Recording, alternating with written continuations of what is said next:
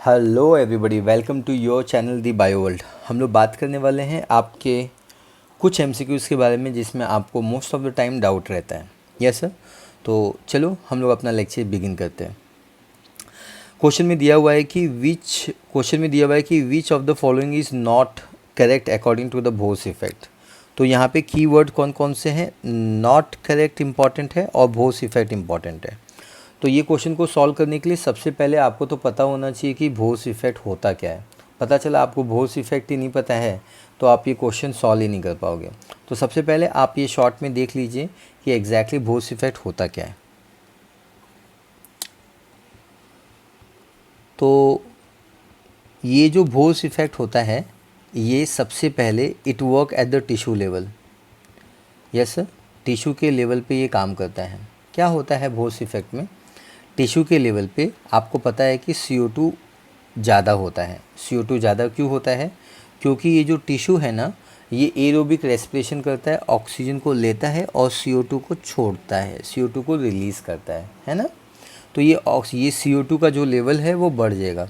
जब CO2 का level बढ़ेगा तो ये CO2 जो होता है ये ना चुपचाप नहीं रहता है, ये वाटर से कंबाइन हो जाता है। जब ये वाटर से कंबाइन हो जाता है तो ये बनाता है H2CO3 बनाता है। ये H2CO3 के फॉर्म में रह नहीं पाता है, ये इमीडिएटली H प्लस और HCO3 माइनस में कन्वर्ट हो जाता है।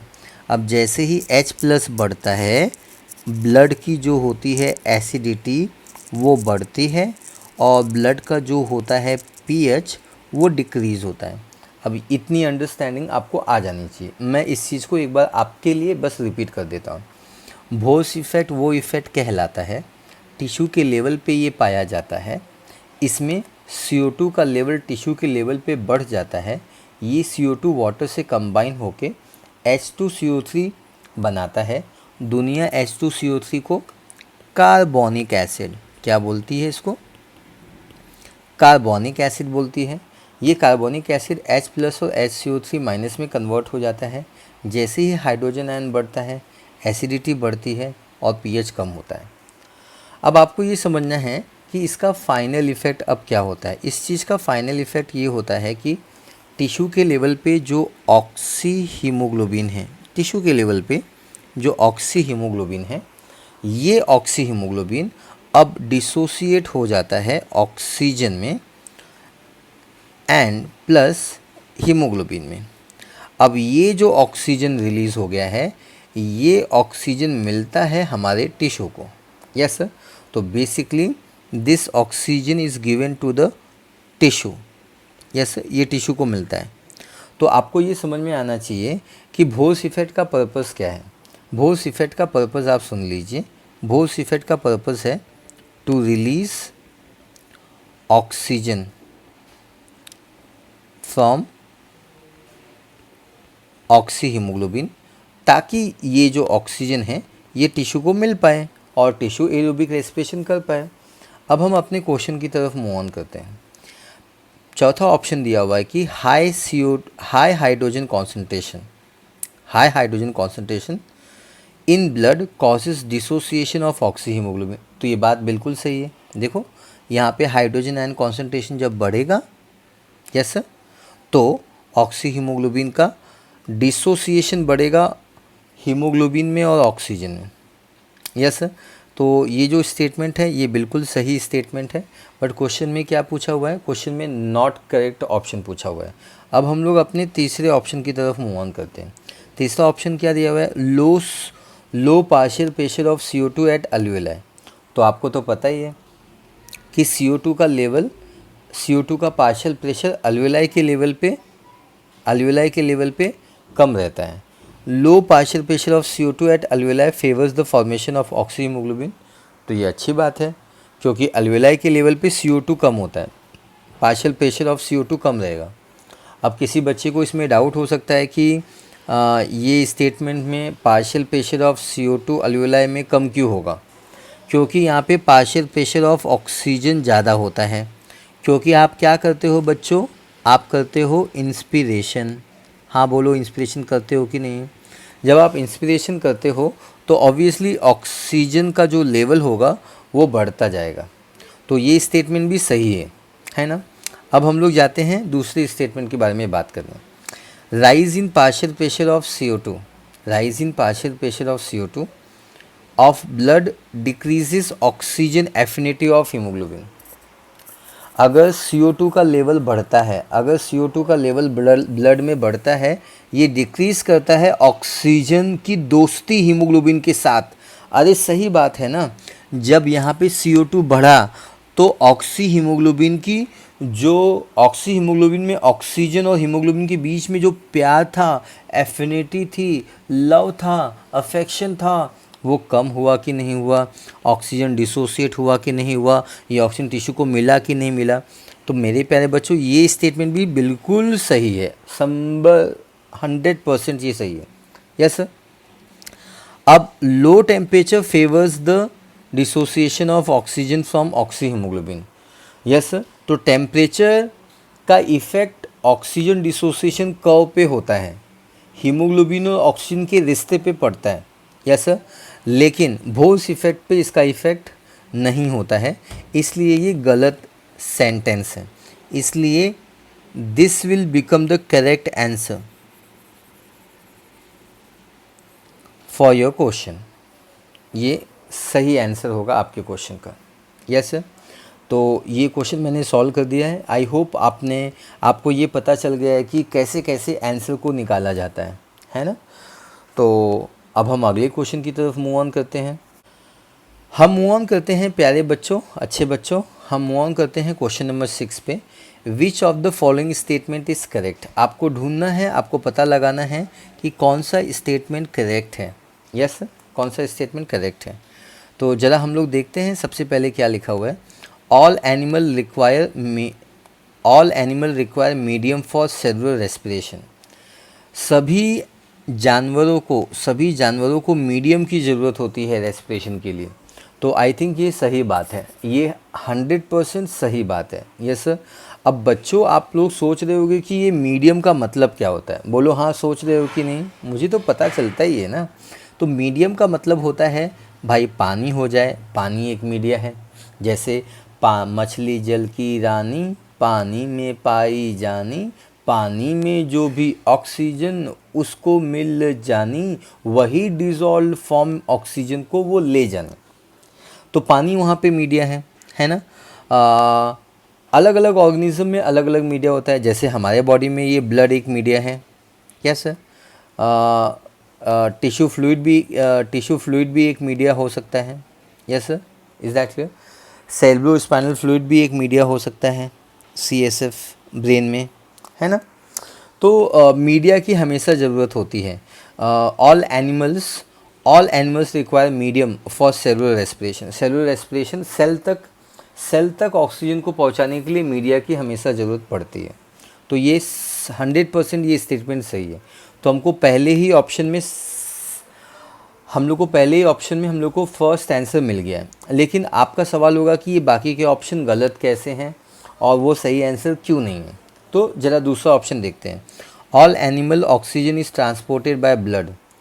ऐसा ज़रूरी नहीं है ना सभी के पास ब्लड हो। ऐसे बहुत सारे जानवर आते हैं, फाइलम पॉलीफेरा के ऑर्गेनिज्म हैं, फाइलम हाइड्रा के हैं, मतलब सिलेंट्रेटा के हैं। यस, इन लोगों में ब्लड नाम की चीज़ नहीं पाई जाती है। यस, तो अगर इनके पास ब्लड नहीं होता है लेकिन ये लोग ऑक्सीजन तो ट्रांसपोर्ट करते हैं ना, करते हैं कि नहीं करते हैं। मुझे अभी कल ही अमीबा मिला था। अमीबा को मैंने पूछा कि तेरे पास ब्लड है क्या। उसने बोला क्या मिश्रा सर, बायोलॉजी हो के भी आप ऐसा सवाल पूछते हो, मजाक क्यों उड़ा रहे हो। हम लोग के पास तो एक ही सेल है, हम लोग के पास ब्लड नाम की चीज़ नहीं होती मिश्रा सर, हम लोगों के पास ना प्रोटोप्लाज्म होता है। अच्छा, मैंने बोला ओ अच्छा हाँ अमीबा तू तो यूनिसेलुलर है, मैंने उसको बोला ऐसे। Yes sir. तो ऑल एनिमल्स पे जैसे हम सवाल बोलते हैं ये डाउटफुल हो जाता है। तो ये स्टेटमेंट जो है वो परफेक्ट नहीं बैठ पाता है। अब हम तीसरे स्टेटमेंट के बारे में बात करते हैं। ऑल एनिमल नीड ऑक्सीजन, है ना। All animal need oxygen. अभी मुझे कल ही वो मिला था, क्या नाम है उसका, प्लैटीहेल्मिन्थेस टेपवर्म मिला था मुझे। यस सर, टेपवर्म एनिमल है कि नहीं, बोलो एनिमल है कि नहीं। मुझे कल ही मिला था। यस सर, टेप वॉर्म मिला था, टेप वॉर्म, सच्ची मुच्ची टेप वॉर्म मिला था। टेप वॉर्म को मैंने पूछा तुम लोग ऑक्सीजन यूज़ करते हो क्या? उसने बोला नहीं सर, हम लोग एनारोबिक हैं। क्या है हम लोग? एनारोबिक। एनारोबिक रेस्पिरेशन वो रेस्पिरेशन कहलाता है जो बगैर ऑक्सीजन के ही, need oxygen no, there are many organism who do not need oxygen, they are anaerobic respiration करते हैं। समझ में आया कि नहीं आया? आपका आरबीसी ले लो, मैंने आरबीसी को पूछा, यस इंसान के आरबीसी को मैंने पूछा भाई तू एरोबिक रेस्पिरेशन करता है क्या? बोले क्या सर, अपने पास तो माइटोकॉन्ड्रिया जो स्ट्रक्चर होता है जिसके अंदर एरोबिक रेस्पिरेशन होता है वो नहीं है, नॉट प्रेजेंट। तो हम लोग कैसा कर सकते हैं एरोबिक रेस्पिरेशन? इसका मतलब ये स्टेटमेंट भी गलत है। अगर कोई भी दो स्टेटमेंट गलत हो गया तो ऑल ऑफ दिस भी गलत हो गया। अब तक आप समझ गए होंगे कि सही आंसर क्या है। आपका जो सही आंसर है वो है all animal require medium for the cellular respiration, this will become the correct answer. कोई doubt? Yes sir, I think कोई डाउट नहीं है। यस सर, तो हम अब अगले सवाल की तरफ मूव ऑन करते हैं। या चलो, thank you so much, 1 is the correct answer. बच्चों अब हम लोग मूव ऑन करते हैं अगले क्वेश्चन की तरफ। अगला क्वेश्चन है lungs in addition to respiratory function also help in.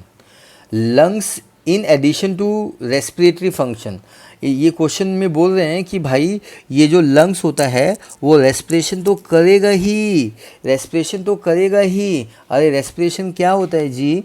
Respiration वो प्रोसेस कहलाता है जिसमें ऑक्सीजन आता है और CO2 चला जाता है। तो लंग्स रेस्पिरेशन करेगा ही, बट इसके साथ साथ ये किस में हेल्प करेगा? एक्सक्रीशन में, टेम्परेचर रेगुलेशन में, pH रेगुलेशन में, maintenance of body, maintaining the balance of the body. तो थोड़ा अच्छे से समझ लो, जब हम लोग बोलते हैं maintaining balance of the body तो मेंटेनेंस में कौन रोल प्ले करता है? सेरिबेलम रोल प्ले करता है। ये कौन है? ये आपका हिंड ब्रेन है। जब आप नर्वस सीखेंगे तो उसके अंदर आपको ये पता चल जाएगा। Yes sir. टेम्परेचर रेगुलेशन में ये कौन रोल प्ले करता है? टेम्परेचर रेगुलेशन में रोल प्ले करता है हाइपोथैलेमस। ये भी आप नर्वस कोऑर्डिनेशन जो ब्रेन का चैप्टर है उसमें ही आपको ये सीखने को मिलेगा। ये पार्ट होता है आपके फोर ब्रेन का। क्या पढ़ाते हो सर? सारे ऑप्शन बता रहे हो। हाँ, क्या करेंगे, आप सीखेंगे तो फिर मुझे बहुत खुशी होगी, है ना। ओके, एक्सक्रीशन ना टू सम एक्सटेंट आंसर, सही आंसर हो सकता है लेकिन हम नहीं ही बोलेंगे। एक्सक्रीशन में ना नाइट्रोजनस वेस्ट होना चाहिए। यस सर, एक्सक्रीशन के अंदर नाइट्रोजन वेस्ट का होना बहुत ज़रूरी है। तो इसमें सपोज़ अमोनिया होगा, यूरिया होगा, तो किडनी को एक्सेट्रा, ये किडनी को ये काम दे देते हैं। तो पीएच रेगुलेशन ये करेगा। अब बच्चे बोलेंगे कि पीएच रेगुलेशन करेगा, तो अब ज़रा समझाओ सर जी, इसी बात पे सर जी हो जाए, पीएच कैसे रेगुलेट करेगा। तो मेरे प्यारे बच्चों, मैंने आपको ये बात बचपन में ही बताई थी कि ये जो लंग्स होता है ये CO2 को प्रोड्यूस करता है, CO2 को रिलीज़ करता है ना ये रिलीज़। अगर ये CO2 रिलीज़ नहीं होता है ना, तो आपको तो मालूम ही है कि ये जो CO2 है वो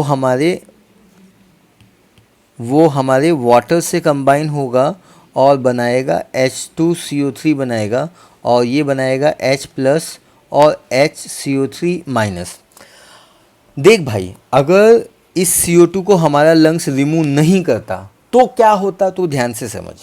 ये CO2 हमारे ब्लड में जमा होता, हमारे बॉडी में जमा होता, ये कंबाइन होकर H2CO3 बनाता, और फिर ये जो H+ बढ़ गया है ये आपका pH को क्या करता, कम करता।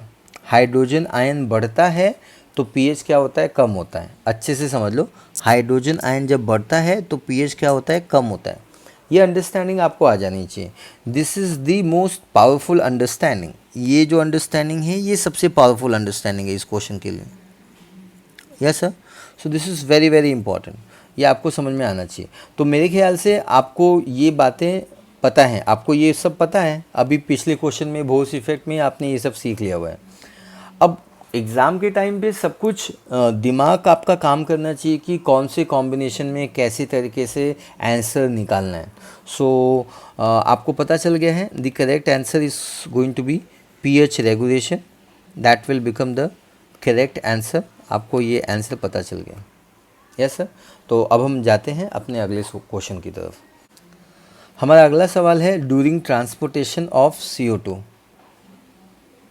Yes sir, during transportation of CO2, when bicarbonate ion diffuse from RBC into plasma, the increased hydrogen ion concentration RBC is balanced by entry of which of the following from plasma into RBC। yes sir। तो question number 19 है जी, तो focus करते हैं कैसे होगा। भाई ये लोग क्या बोल रहे हैं, ये लोग बोल रहे हैं कि ट्रांसपोर्टेशन ऑफ CO2, जब CO2 का ट्रांसपोर्ट हो रहा था तो बाइकार्बोनेट बना था और ये बाइकार्बोनेट डिफ्यूज हो गया RBC से प्लाज्मा के अंदर, है ना। तो ज़रा हम लोग समझते हैं, सपोज करते हैं कि ये RBC है ना। This structure is called as a RBC और यहाँ पे बनता है दो कंपाउंड जिसका नाम है H+ और HCO3 माइनस, और ये HCO3 माइनस बाहर जाता है, माइनस बाहर जाता है। तो हाइड्रोजन की वजह से इम्बैलेंस क्रिएट होता है। वो इम्बैलेंस कैसे बैलेंस किया जाता है, तो हाइड्रोजन प्लस है तो उसको बैलेंस करने के लिए क्लोराइड आयन शिफ्ट होता है। आपको मैंने बताया हुआ है इस फिनोमिनन को बैलेंस करने के लिए क्लोराइड आयन शिफ्ट होता है। इसको हम लोग बोलते हैं हमबर्गर फिनोमिनन।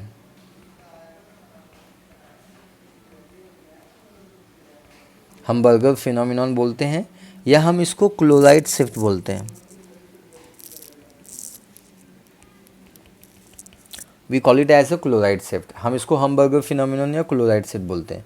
तो मेरे ख्याल से आंसर बड़ा ही स्ट्रेट था और आपको कन्फ्यूज़न इस क्वेश्चन में शायद नहीं आना चाहिए था, बट इट इज़ फाइन, कभी कभी हो जाता है ना। The correct answer is question option number 4। सो 19 भी मैंने बता दिया हुआ है जी। अब हम जा रहे हैं अपने अगले क्वेश्चन की तरफ। अब हम लोग मूव ऑन करते हैं हमारे अगले क्वेश्चन की तरफ। क्वेश्चन नंबर 20 है arrange the following in the order of increasing volume. ये बड़ा इंपॉर्टेंट है, इसके अंदर इंक्रीजिंग वॉल्यूम के हिसाब से आपको चीज़ों को बढ़ाना है, चीज़ों को अरेंज करना है। तो कौन कौन से पैरामीटर्स हैं ज़रा हम लोग लिख लेते हैं ताकि अंडरस्टैंडिंग हो। सबसे पहला पैरामीटर है टाइडल वॉल्यूम। आपको मालूम है कि टाइडल वॉल्यूम 500 ml होता है, पता ही है आपको। रेसिडुअल वॉल्यूम, आपको रेसिडुअल वॉल्यूम भी पता है अच्छे से। रेसिडुअल वॉल्यूम इज़ 1100 से लेके 1200 ml होता है, मैंने बताया हुआ है आपको residual volume. Then expiratory reserve volume, ये जो वॉल्यूम होता है एक्सपिरेटरी रिजर्व वॉल्यूम, ये इट इज़ कम अराउंड 1000 से लेके 1100 ml तक ये होता है। देन टाइडल वॉल्यूम हो गया, रेसिडुअल वॉल्यूम हो गया, एक्सपिरेटरी रिजर्व वॉल्यूम हो गया and vital capacity. Vital capacity जो होती है वो सबसे ज़्यादा होती है क्योंकि ये इसमें TV plus IRV plus ERV, ये तीनों पैरामीटर इसके अंदर एक साथ होते हैं। Yes sir. तो ये नंबर 1 है, नंबर 2 है, नंबर 3 है, नंबर 4 है। मेरे ख्याल से 4 सबसे जो 4 है वो सबसे बड़ा होगा। यस सर, 4 सबसे बड़ा होगा और उसके बाद 4 के बाद जो सबसे बड़ा होगा वो होगा RV, है ना। तो दैट इज़ ये सबसे बड़ा नंबर है ना। तो यह होगा 2 नंबर, है ना। उसके बाद ये 3 नंबर, क्योंकि ये 1000 से 1100 है तो ये 3 नंबर, और फिर लास्ट में होगा 1 नंबर। ये सबसे बड़ा ये होगा, फिर ये होगा, फिर ये होगा। ये आपका सही ऑप्शन है। और 1324 हमको यहाँ पे नज़र आ गया है, इसका मतलब मुझे आंसर पता चल गया है। The correct answer is going to be option 3। बहुत ही सिंपल क्वेश्चन था। इस क्वेश्चन को सॉल्व करने के लिए आपको ये चीज़ की अंडरस्टैंडिंग आनी चाहिए। अगर आपको ये अंडरस्टैंडिंग है तो ये क्वेश्चन सॉल्व करने से आपको कोई भी रोक नहीं सकता। Yes sir.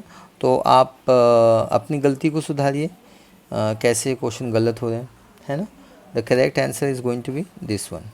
या हम जाते हैं अब अपने अगले क्वेश्चन की तरफ। Yes sir.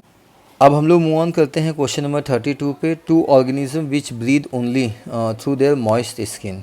ऐसे ऑर्गेनिज्म बताओ जो ब्रीथ करते हैं अपने मॉइस्ट स्किन से। Yes sir.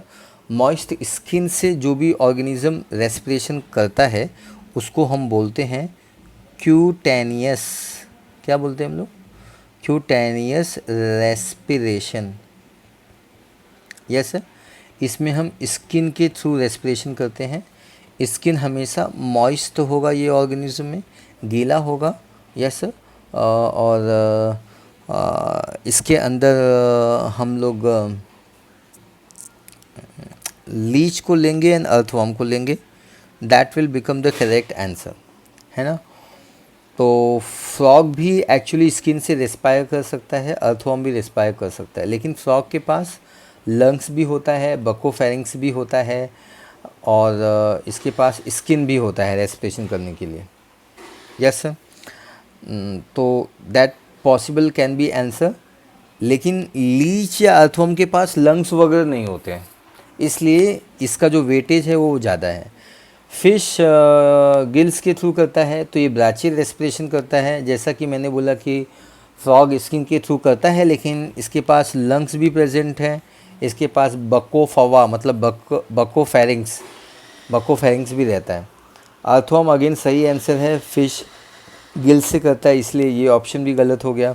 That's why I will go for the correct answer is a leech and earthworm. ये आपके सही आंसर हो गए। ये अंडरस्टैंडिंग आपको आ जानी चाहिए। तो अब हम मूव ऑन करते हैं अपने अगले क्वेश्चन की तरफ। Yes sir. अगले क्वेश्चन की तरफ मूव ऑन करते हैं। इस क्वेश्चन में correct answer is going to be leech and earthworm. I hope आपको क्लियर हो गया है। इनकेस अभी भी आपको कोई डाउट है तो आप लाइव लेक्चर में डिस्कस कर सकते हैं। हम यूट्यूब पे जब लाइव होते हैं तब आप डिस्कस कर सकते हैं। Yes sir. तो आगे बढ़ते हैं फिर हम लोग। Is that clear? करते हैं क्वेश्चन नंबर, अब हम मूव ऑन करते हैं क्वेश्चन नंबर 35 के ऊपर। Yes sir. 35 क्या बोल रहा है? न्यूमोटैक्सिक सेंटर जो मॉडरेट करता है फंक्शंस ऑफ रेस्पिरेटरी रिदम। तो ये आर रहेगा यहाँ पे, आर रिदम है। Rhythm centre is located in, कहाँ पे लोकेटेड रहता है? तो सबसे पहले ये क्वेश्चन है रेस्पिरेटरी न्यूमेटिक सेंटर के बारे में ये सवाल है। Yes sir. तो आपको मालूम ही है मेडुला ऑब्लंगाटा एंड पॉन्स में रेस्पिरेटरी सेंटर्स प्रेजेंट होते हैं। यहाँ पे DRG and VRG। Yes sir. तो DRG और VRG तो आपको पता ही होगा कि these are the group of neurons, है ना। ये ग्रुप ऑफ न्यूरॉन्स होते हैं जो पाए जाते हैं आपके dorsal respiratory group and ventral respiratory group, ये मेडुला ऑब्लंगाटा पे पाया जाता है। और पॉन्स के ऊपर भी दो लोग पाए जाते हैं, उनका नाम क्या है? पॉन्स पे पाया जाता है न्यूमेटिक सेंटर, नीमोटैक्सिक सेंटर यहाँ पे पाया जाता है। देन यहाँ पे एक और सेंटर होता है जिसको हम लोग बोलते हैं अपनुस्टिक सेंटर।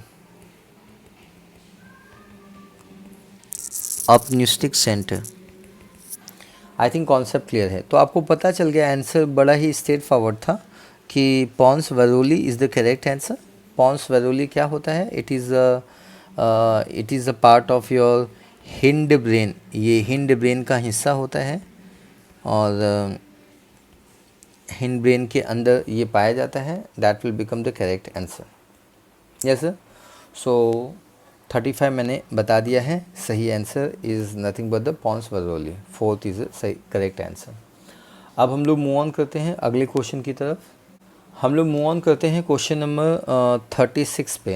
क्वेश्चन नंबर 36 क्या बोल रहे हैं भाई साहब लोग? क्या बोल रहे हैं? Condition in which number of RBC decrease होता है। आपको ऐसा कंडीशन ढूंढना है जहाँ पे नंबर ऑफ आरबीसी क्या होता है, डिक्रीज़ होता है।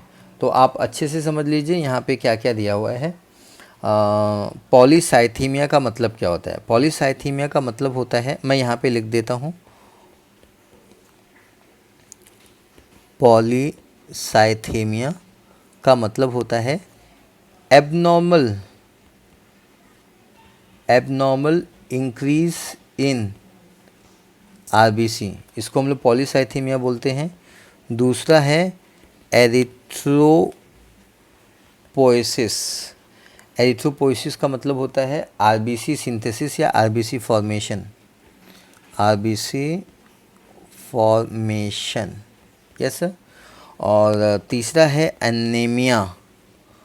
अनीमिया का मतलब होता है deficiency of haemoglobin, deficiency of haemoglobin, yes sir. तो I think correct answer is erythrocytopenia. Erythrocytopenia का मतलब होता है there is a decrease in the number of RBC, yes sir. तो आपको पता चल गया है आंसर, और मैंने ये तीनों के बारे में भी आपको जानकारी बता दी है कि एनीमिया क्या होता है, एरिथ्रोपोइसिस क्या होता है, और पॉलीसाइथेमिया क्या होता है। तो अब हम मूव ऑन करते हैं अपने अगले क्वेश्चन की तरफ। क्वेश्चन नंबर 43 है, erythrocyte, leucocyte and platelet together, इनको हम लोग फॉर्म्ड एलिमेंट बोलते हैं। एकदम सीधा सिंपल सही जवाब है, कुछ इसमें बताना ही नहीं होता है। आप सभी को पता होना चाहिए कि जब हम लोग ब्लड के बारे में बात करते हैं तो ब्लड के अंदर there is a 55% and there is a 45% plasma पाया जाता है, और इसी प्लाज्मा के अंदर 55% प्लाज्मा पाया जाता है, एंड इसी प्लाज्मा के अंदर 45% आरबीसी पाया जाता है, डब्ल्यूबीसी पाया जाता है, और प्लेटलेट्स पाए जाते हैं, और इन सभी को हम एक साथ बोलते हैं फॉर्म्ड एलिमेंट, यस सर। तो I think it is very cool, आपको समझ में आ गया होगा। तो question number 43 is the correct answer. जो क्वेश्चन नंबर 43 इसका करेक्ट आंसर फॉर्म्ड एलिमेंट है। थैंक यू सो मच, आपका बहुत बहुत धन्यवाद, आपने वीडियो सुना और अपने डाउट्स क्लियर किए, और मैं आपके नीट की जर्नी में अपना रोल अदा कर रहा हूँ, रोल प्ले कर रहा हूँ। Thank you so much, God bless you, keep sending the question, doubt solving, या thank you so much, God bless you.